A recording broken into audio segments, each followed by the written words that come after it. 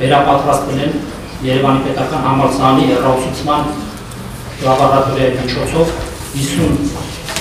սոցիալական աշխատող մարզերից։ 2011 թվականից եմ սկսել հեռախոսություն անցնել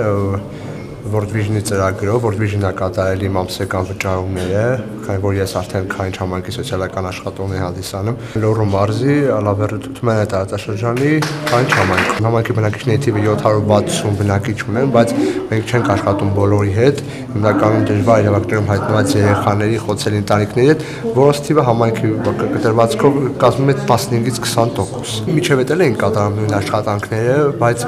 կատարում ենք, այսպես ասած, մեր խղճի խայթով, մեր իմացածով, մեր իմացած գիտելիքներով ստեից ընդերից իմանալով ինչ կարելի անել, ոնց կարելի է որպես աշխատանք կատարել, իսկ հենց եղավ այդ տեսական գիտելիքները, դա թույլ տվեց ավելի քիչ ժամանակում ստանալ ավելի շատ արդյունք շահառուի այդ աշխատանքում։ Մեր համալսարանում առաջին անգամ եւ կարծում եմ առաջիններից մեկը հանրապետությունում այդ ծրագիրը որպես հեռավար ուսուցում մտցվեց հենց սոցիոլոգիայի ֆակուլտետում։ Շնորհիվ այդ հեռահար ուսուցման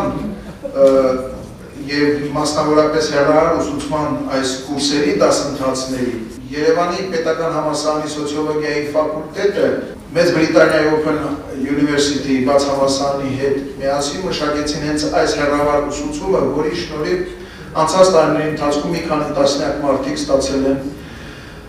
հավաստագրեր, դարձել են մասնագետներ, դարձել են սոցիալական ոլորտի աշխատողներ։ Բյուջեի շուրջ 27% ծախսերի դա սոցիալական պաշտպանության ոլորտի ծախսերն են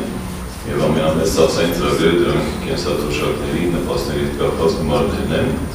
Բնական է, որ մենք ունենք նաեւ բազմագույն սոցիալական ծառայությունների մատուցում, մասնավորապես տարեցների, երեխաների